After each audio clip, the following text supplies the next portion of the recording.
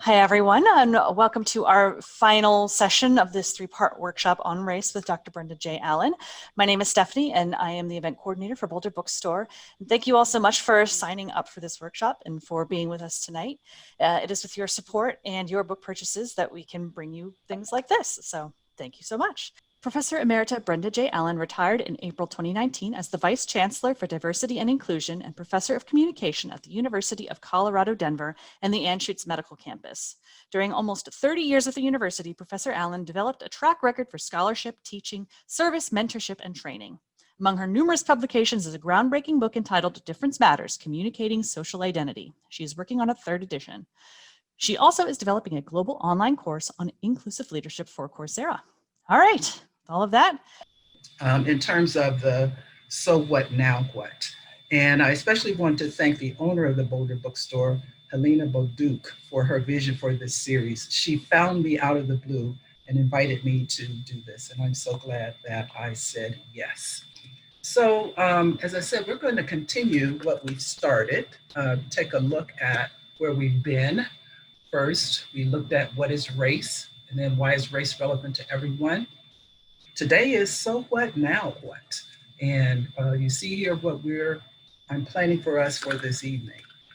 As usual, I would like for you to set your intention. And the reason I invite this is that I just believe if you have some clarity about what you're trying to do at any point in life, that can help guide how you do it and what you do. So once again, I also invite you to agree to be open-minded and receptive. If I share something that you already know, ask yourself how and why being reminded might be valuable right now. For something you didn't know that you feel skeptical about, suspend judgment. Ask yourself, hey, what if this is true? Or something you didn't know but receive as credible that evokes any type of emotion, frustration, guilt, shame, anger, sadness, fear. Be grateful that you care enough to be emotional. Some people could not care less about these topics. In fact, some of them have, they don't believe that they matter. They don't believe even that they exist. So one way to respond to your emotions is to become even more committed to affect change. Our guiding quote, once again, is from, oh, sorry about that. I had the wrong one. Our guiding quote will come up in a moment, but first, I want you, in addition to setting your intention, to, as you strive to achieve that attention, jot brief notes or keep track mentally and physically and emotionally of any examples or emotions that arise for you as we're sharing, as well as any insights or ideas in terms of, that since we're going to figure out what we're going to do next, and by the way, I'm in it with you, I'm going to have a plan for myself as well, then see if something provokes an idea for you or gives you that aha, hadn't thought of it like that way before. Because cultivating mindfulness and self-awareness, both of those are crucial for understanding and fighting racism. I hope that this technique will be useful for you. I want to pause for a moment this evening in terms of James Baldwin's quote that not everything that is faced can be changed, but nothing can be changed until it is faced.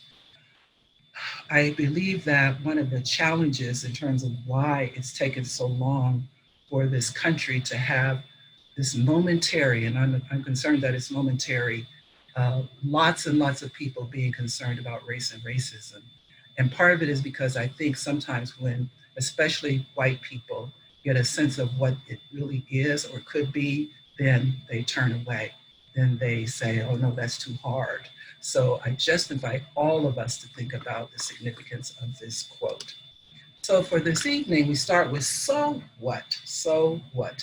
We've looked at these different issues in terms of race as a social construction, racial disparities, types of racism, how we communicate about race and so forth. The question becomes, so what? What I'm going to do is move through some selected slides from our time together to highlight some so whats. So one of the key points is that race is a social and political construction. And in looking at that, I shared with you specifically two of the primary, actually constructors, I guess I would call them, of race. And I want you to really look at on this slide.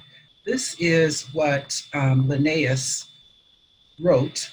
According to what I've read, he was maybe the first person to actually define races by colors, which remains with us, right? Red and yellow, black and white.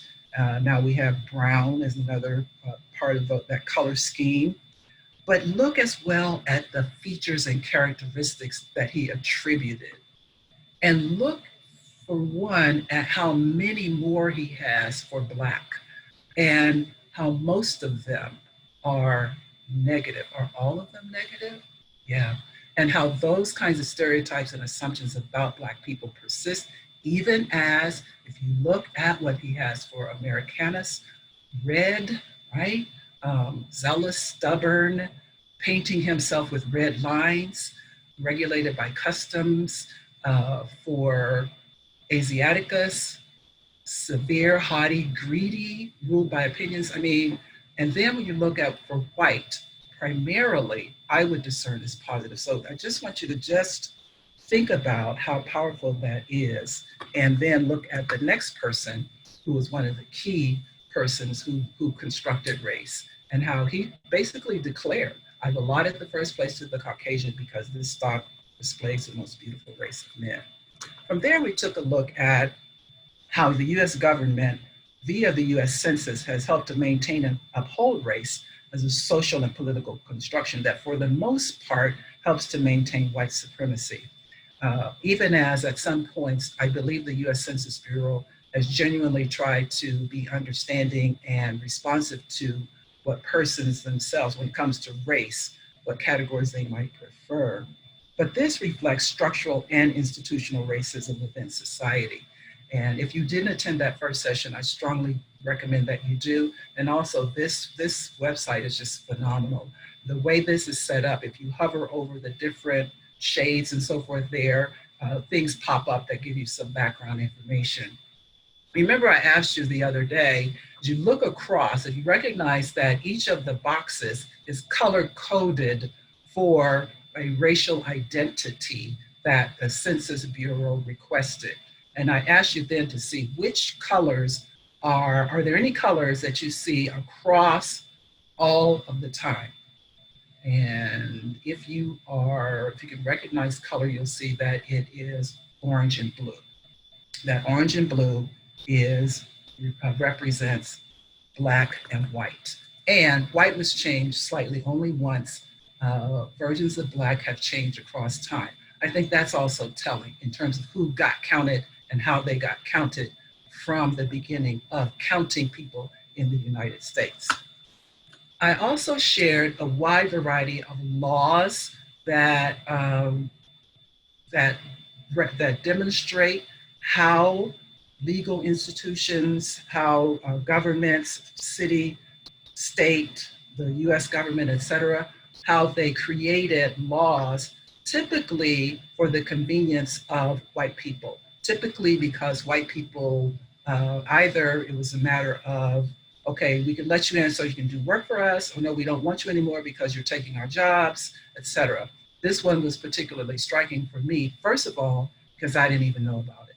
Second, and looking closely at it, you see a couple of things. First of all, as many as 1 million people of Mexican descent were forced or pressured to leave the United States. And as you see here, the term repatriation is inaccurate because approximately 60% of those driven out were actually US citizens. This event, carried out by American authorities, took place without due process. Moreover, what was significant about this is there were challenges in terms of work. And so one author contends that Mexicans and persons of Mexican descent and Mexicans were targeted for removal because of the proximity of the Mexican border. So that means it could be easy, right? The physical distinctiveness of the persons themselves, easy enough to like identify them. I think that's a key way that race has worked across the United States through color, right? And also because they lived in easily identifiable barrios.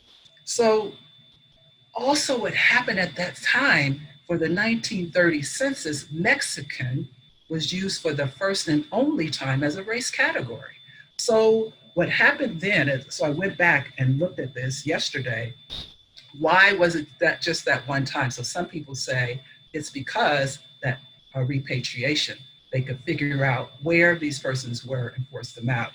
It turns out that the reason it was taken out is partially due to pressure from Mexican Americans, and the Mexican government. Pretty fascinating to me.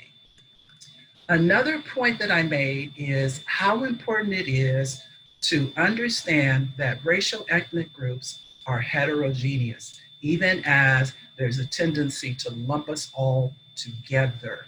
And this particular category of Asian Americans and Pacific Islanders is extremely important because in many charts that share data, income, home ownership, wealth, etc., what happens is that oftentimes Asian Americans and Pacific Islanders are at the top, even higher than white people in many cases. However, when you look at the data by origin, you see some stark differences. So even things like educational attainment, et cetera, neglect to show the stark differences between persons who are shown on this chart just in terms of income from the period of 2013 to 2015. So a key takeaway here is it's really important to understand heterogeneity and also to, anytime you're dealing with data, to disaggregate it, to parse it out in terms of a variety of groups. We also talked about the idea that exploring race matters, which is of course the theme of our session, our time together, that race is about a sense of identity and people vary widely, and a lot of it breaks down along actual racial group identity of whether or not it matters to them and how it matters to them. There are stark inequities and disparities that have persisted across time. So even though some of the things that we looked at were, their history, quote unquote, their impact is still being felt, and lots of egregious, embedded power, white supremacy behaviors are occurring, even as currently I believe that those have become even more evident and explicit. Genetics and science is something that, even though the Human Genome Project said that we are basically alike as humans, that has not seemed to help us move forward. And as I mentioned, one author who really cautions us about believing this notion of genetics is a thing of the past. And she cautions us in terms of being careful about DNA testing, being careful when it comes to medicines and so forth designed specifically for persons of color. Demographics, of course, matter greatly. And one demographic that I wasn't aware of until now is that the persons from Asian American and Pacific Island, that group is predicted to outpace in terms of numbers Latinx. So that's something to keep in mind as well. Of course, race matters because of civil rights. Moreover, the promise of racial diversity, what could really happen if we really were who we say we are. Recall that I shared with you on Wednesday the story of me seeing pictures in a newspaper box in St. Petersburg, Florida, and wondering what these men had done. And it was an example of me thinking under the influence of dominant belief systems that I've been socialized for. I just want you to know that my response wasn't out of the blue. That's what is important to know, that a key theme here is these issues are systemic. They're structural, they're institutional, and the only way forward is to disrupt those systems and structures and institutions. So that it was tied to ways that I had been socialized from a little girl in terms of colorism, from a little girl in terms of not even getting much education and experience to recognize, again, the heterogeneity among persons of Latin descent. And then at that moment, in terms of how newspapers and outlets tend to depict brown and Black men, as well as the schema in my mind of the little photos. I'm not saying this to excuse myself at all.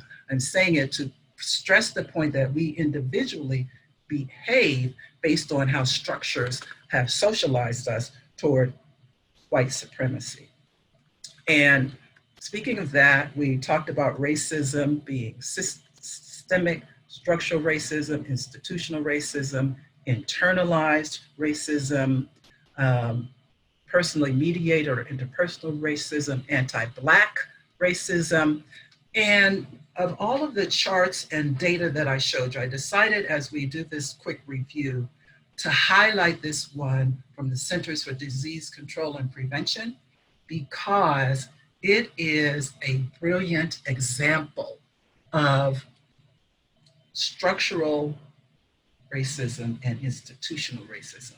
So you notice that who are more likely, right, in terms of the disproportionate cases compared to white non-Hispanic persons, Native Americans, Blacks, Hispanics, okay? And then in terms of deaths, you see those rates. I also would, again, go back to what happens in terms of Asian Americans. If we parse those data out, might we see some differences?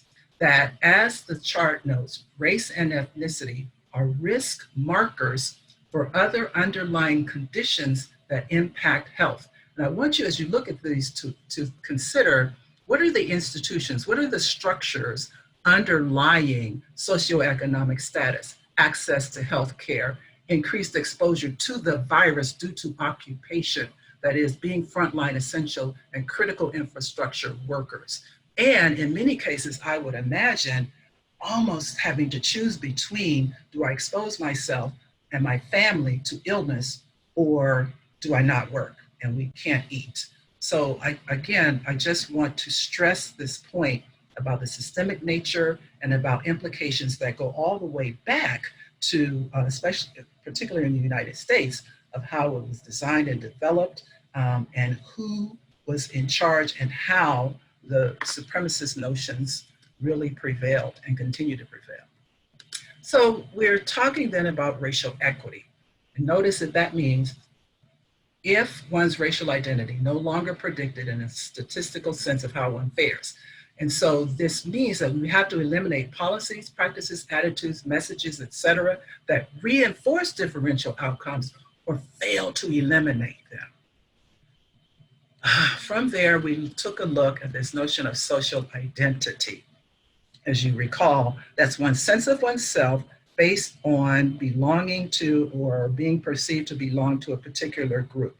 And I talked and we explored that it's group-oriented, membership, meaningful, identifiable, labeled, learned.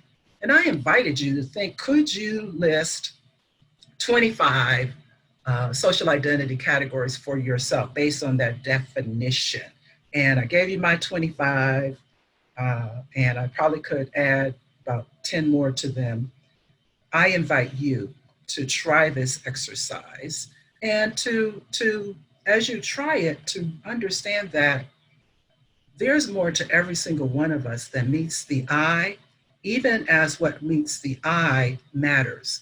So think about when you encounter someone for the first time, that each of you is a complex human being who has a wide variety of quote unquote identities to which you belong, a wide variety of things that matter to you, some of which within this society are much more likely to grant you privilege just by membership than others, some of which just by virtue of you being a member of that group to cause you to experience oppression, to be discriminated against, and even to anticipate that you might, which that in itself can take a toll.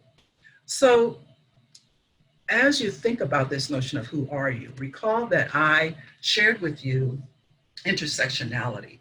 And I shared it with you because I'm hearing people refer to intersectionality in ways that don't align with my understanding of it.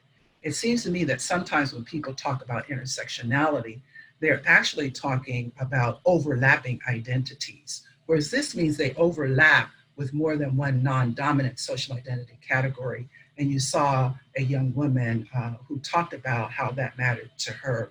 So this matters because what happens then is it leaves one wondering, is it because I'm this, is it because of that, or is it because of that? So for me these days, the three primary are gender being woman, race being Black, and age being a senior citizen. Proud senior citizen, so yes, with my silver hair, not gray, don't you dare. So when you think about it, then there might be a situation in which I might wonder, was it because I'm older? Was it because I'm a Black older person? Is it because I'm a Black woman? Is it because I'm an older Black woman?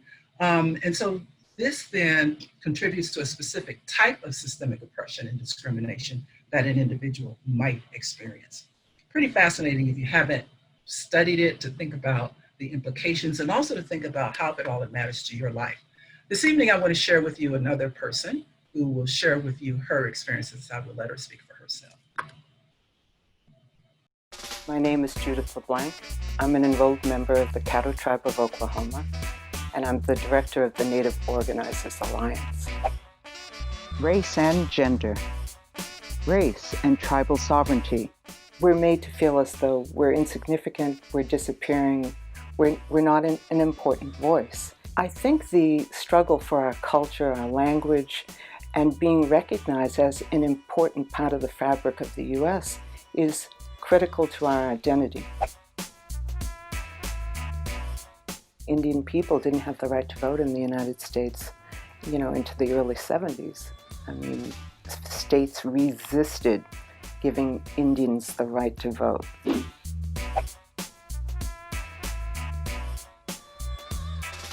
2016 elections, there's a huge issue of voter access, voter suppression. American Indians face incredible obstacles to being able to vote. You have to drive sometimes 200 miles round trip in order to vote or even get registered to vote. It is so incredibly important that Indian country gets organized and is a part of the larger tables who are working on issues of concern for the whole country.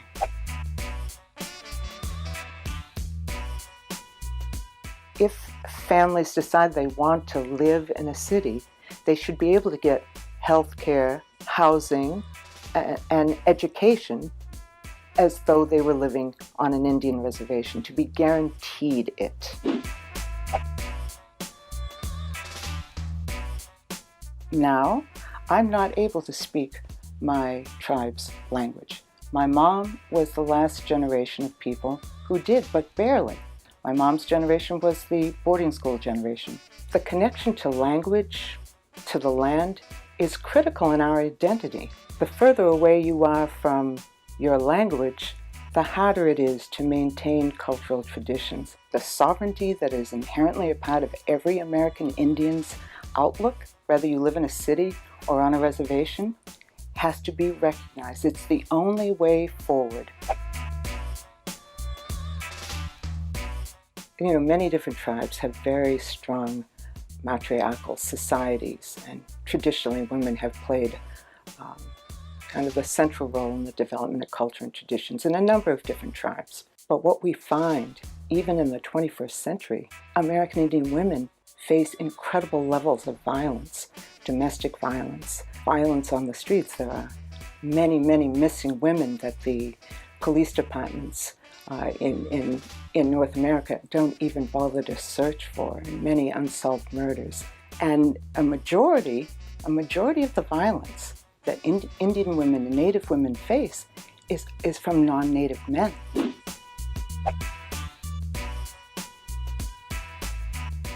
When you look at who's leading the social movements among Native peoples, women are playing a big role. On one level, yes, systemic racism has a huge impact on our lives. But on the other level, we're reacting, we're responding, and we're playing a big role in developing the solutions to the problems that Indian country faces. We moved from intersectionality to looking at communicating race. And specifically, we looked at race labels, race in the media, everyday interactions, and racial dialogues. I want to share with you two additional things to think about in terms of communicating race. Also, remember that I shared with you, it seems to me oftentimes that white people don't even want to say the word race. They may say anything but that. But as I was thinking about it, I was remembering when I was younger, how my siblings and I would make fun of some of the older Black people in our family who would whisper white people when they said it. So it's this interesting thing in terms of whether or not to even say race or racial categories. Here's another issue related to race and communication. So this is Audrey Lord, phenomenal. If you're not familiar with her, she has just phenomenal scholar, as it says here, warrior poet. And she said here, I speak out of direct and particular anger at an academic conference, and a white woman says, tell me how you feel, but don't say it too harshly or I cannot hear you. But is it my manner that keeps her from hearing, or the threat of the message that her life may change? This notion of tone policing is a tactic used by members of dominant groups to silence minoritized individuals by focusing on how it was said rather than the actual content. It can be policing for using tones that are quote unquote too angry when talking about racism, or by celebrating other persons of color for using more soothing tones.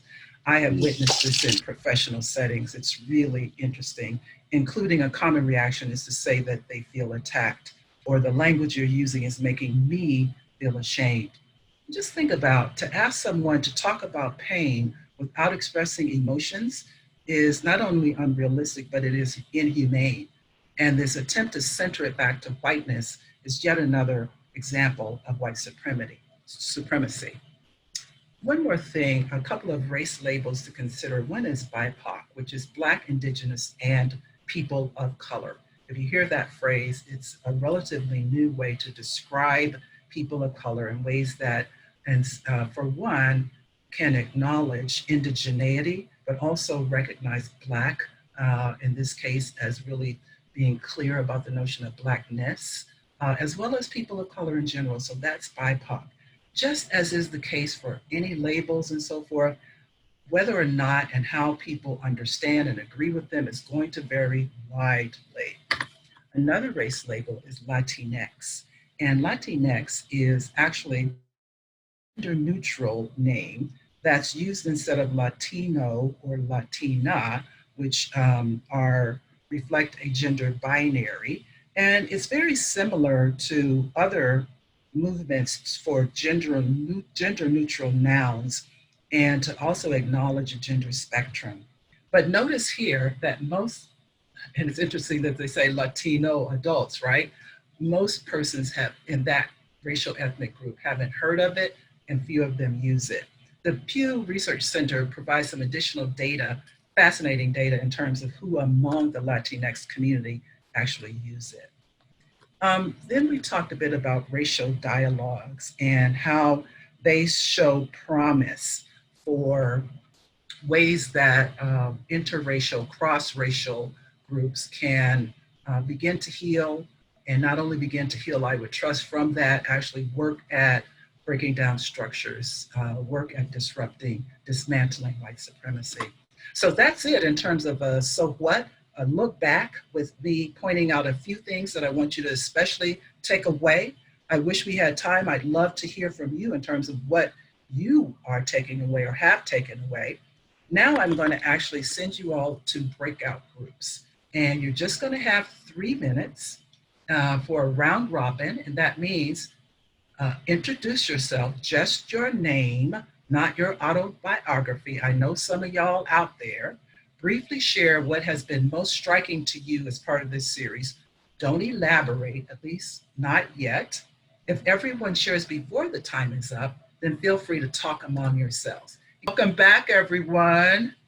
So we're going to continue with, I hope that you had a great little discussion. We're now going to move. We're now going to move into the idea.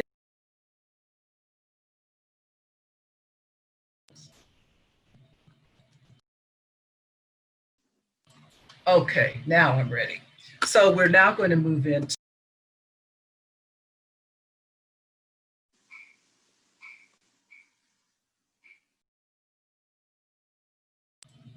All right, here we go. So now let's talk a bit about the questions that you all posed. And you had many of them. You all, I wish we could stick together because you had such good questions. So here are some of them that you asked. Third edition of Difference Matters. I just finished a major project, and so it's up next, and I trust it's going to get published next year.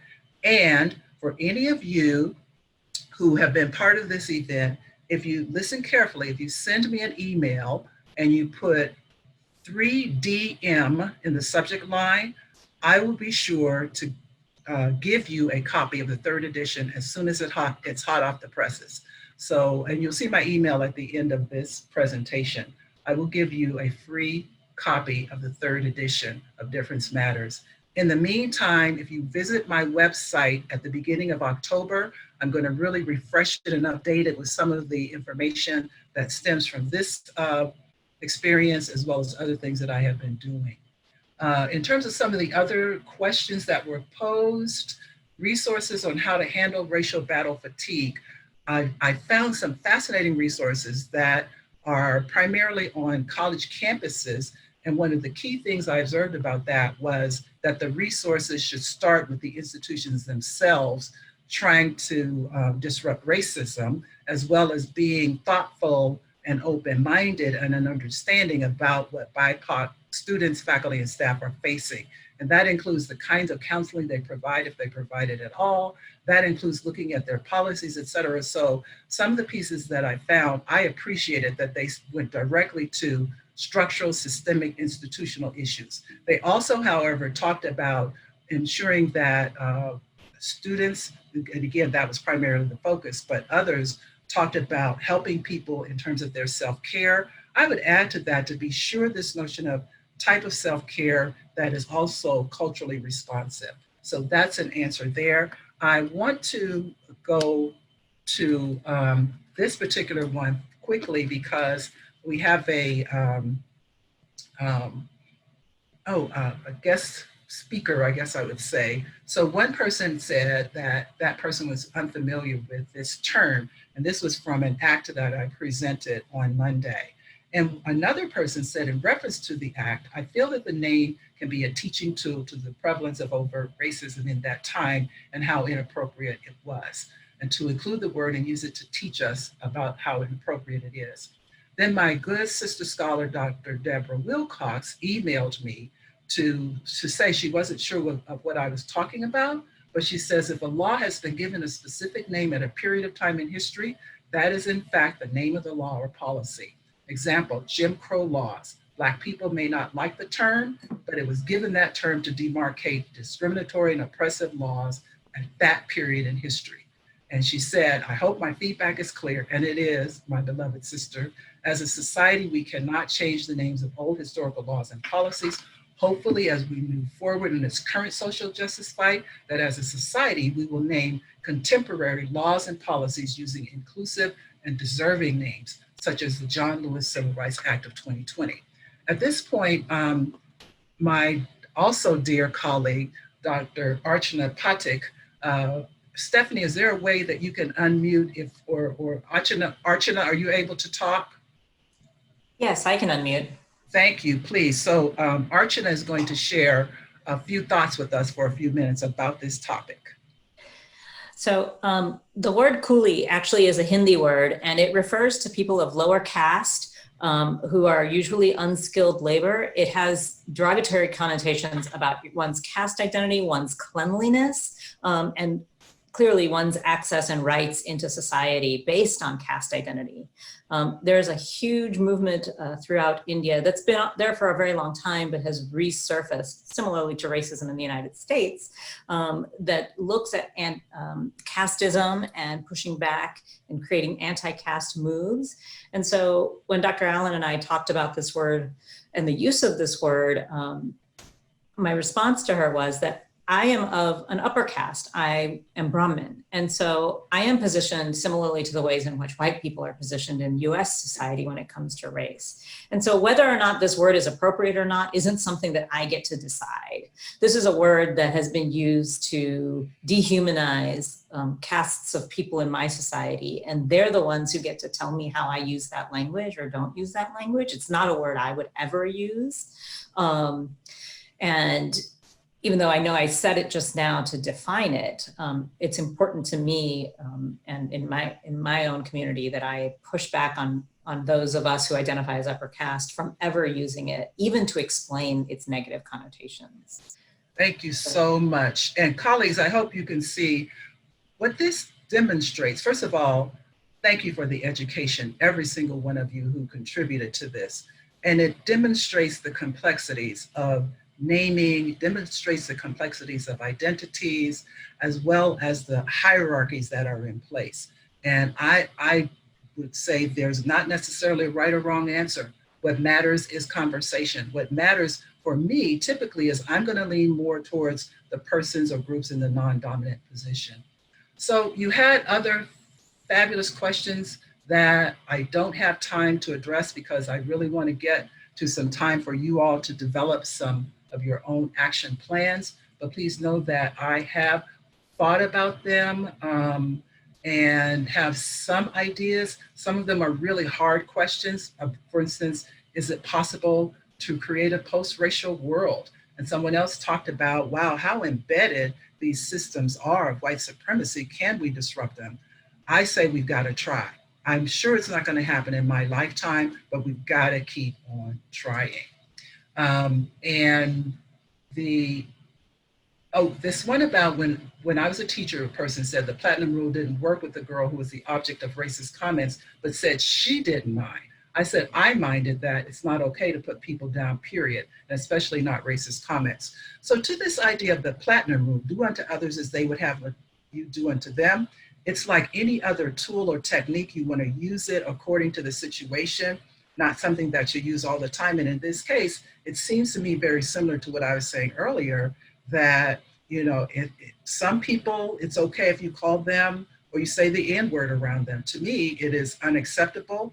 And in situations where I am, where I have any authority, it won't be used. So I appreciate the comment, and thinking about these issues reminds us that they are very, very complex. So now what? First, there's some recommendations at the institutional level. So if you're part of any institutions or organizations, this is important for you to understand. It's gotta be, anti-racism has to be a priority as we have defined it here, as well as racial equity. And you must take a strategic approach using SMART method. Some of you know this: specific, measurable, achievable, reliable, and realistic, and time bound. So it's got to be strategic and analyzing data, but also getting qualitative insight and input. Identify and implement best practices. The good news, there's lots of best practices out there now. For one is the racial equity framework, and I'm going to show you, I believe the next slide is a website that I really, really love. It's a wonderful website, has a wealth of resources. And as institutions do it, they've got to provide all kinds of resources. Budget, training. Professional development is essential. Education is essential. Most people just don't know and understand these issues. I love that I get to educate people, to try to empower and encourage them. And that keeps me learning and growing as well. They also have to have time to do it. And this everybody needs to be involved and included. Everyone needs to be involved, not just BIPOC people, not just other members of non-dominant groups, and it needs to be across the hierarchy, starting with leadership. Finally, requiring accountability from everyone. But I think you have to provide, you have to give them what they need to succeed, and then expect for them to be accountable. So this is one of the websites. I love Racial Equity Tools website. You see here, if this is just a screenshot, you scroll down the tools that they have for organizational change processes. But good luck in finding an organization that really is going to take it on. That's the challenge. So recommendations for you at the individual level. Take personal responsibility. And that's, I don't care, well, I do care what your race or ethnicity is. What I'm saying is, this is for all of us. This is for every single one of us. We all can stand to grow and learn individually, collectively. So taking personal responsibility, being much more mindful and heartfelt. As some have said, including Dr. Kendi, Unless you're working to eradicate racism, you're helping to perpetuate it, regardless of your own racial identity. So try to be aware of your behaviors, attitudes, et cetera. Be honest with yourself, be curious, educate yourself. There's a wealth of resources. Work within your sphere of influence, both personally and professionally, within your family, friends, et cetera. And as I said, the platinum rule, and as again, as the case with any tools and so forth, use accordingly. I say, however, really kind of lean towards understanding if you think, well, it would be okay for me if somebody did this thing, and if somebody else is saying it's not okay for them, then minimally say, respect their right or their position on that. Optimally, try to really understand, especially when it's related to members of non-dominant oppressed groups. So from there, I have a couple of recommendations for you.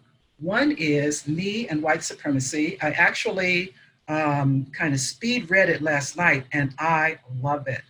Layla Saad is a British social media figure and author. After starting an Instagram trend of hashtag Me and White Supremacy, she first developed it into a digital free workbook. Then it was published in 2020. And it really it's designed for white people. And she talks directly and provides examples. It's a 28-day program. Highly, highly recommended. She wants to be a good ancestor, so she's doing this work in that regard. And she invites white people from now on in terms of what you do to also be a good ancestor. And I actually heard from one of my awesome former students, forever friend, phenomenal activist, Chantel Lewis, that she's also striving to be a good ancestor. I actually heard it from her first, then I heard it from Layla Saad. So that's something to think about. Then there is Mindful of Race by Ruth King. And this book, I'm both listening to it and reading it. And I love how it takes this notion of mindfulness. This is her practice. This is what she is dedicated to. And she has put this in the framework of Buddhist perspectives and mindfulness. And she also, similar to Layla Saad, talks in the first person about her own experiences and then guides us through meditation and other practices. Finally, there is Everything You Wanted to Know About Indians But Were Afraid to Ask by Dr. Anton Troyer, who's an American academic and author. This book is one that my dear colleague, I mentioned before, Gracie Redshirt Tyon, who is Oglala Lakota, this is one that she recommended. And actually, she's my go-to person for anything about Native Americans, American Indians, Indigenous people, because I totally trust and respect her in terms of helping me to understand contemporary issues. So now it's time for you to develop a personal action plan. And I want you to reflect on this as we have about 5 minutes left. And here are 3 questions for you to consider. First of all, how will you be? How will you be? And that refers to what attitudes, what characteristics, how self-aware will you be, how open-minded, curious, etc. So that's what I'm looking for you to think about in that particular section. How will you be as you strive to to fight against racism, to be anti-racist? How will you approach, how will you live, how will you act, how will you feel? The second is, what will you learn? What is it that you want to really pay attention to, not just pay attention to, but actually become more knowledgeable about? And finally, what will you do? What will you do? Of course, you don't have time to finish that right now, but that's the approach that I want you to take as you think about a personal action plan. And as you think about that personal action plan, please remember that while it is so important for us to work on an individual level, to work with ourselves, in fact, I think it's important to start with self. What's particularly critical is that as we do that, perhaps as we heal, perhaps as we learn, perhaps as we come together with friends, colleagues, allies, and so forth on more of a personal level, we also are preparing ourselves and along the way to actually do things within the systems in which we operate, where we have some sphere of influence. So that's what I recommend for you in terms of your action plan. And I want to now wrap with one more short video. I was inspired to never become bitter or hostile. You're beaten, you're arrested, you're jailed, and I was inspired to be hopeful, to be optimistic, to never give up, to take the long, hard look and move toward the creation of a beloved community, where we try to redeem the soul of our country and the soul of the world. Try to move toward the building of the beloved community, where we respect the dignity and the worth of every human being. What I love about the quote is that he speaks specifically to this idea of the beloved community. And that's what I believe our work can do, that we can become that beloved community. I thank you again so much for taking the time to join us for this series. I'm so grateful for how much I've learned, how much more empowered I feel, even as I have had moments of so many different emotions as I'm digging deeper into the history. The good news is that that history is really out there. The internet is phenomenal. And one of the things I'm going to be doing, I promise you all, is I'm curating this information. And if you value my perspectives at all, then I encourage you to check out differencematters.info in October. You can check it out now because it has some pretty good stuff, but it's a little dated and I'm excited to do more. And on that note, I want to thank you again very much and wish you nothing but the best as you strive to become a beloved community. And as the esteemed John Lewis would say, get in some good trouble. Thank you all so very much. Peace.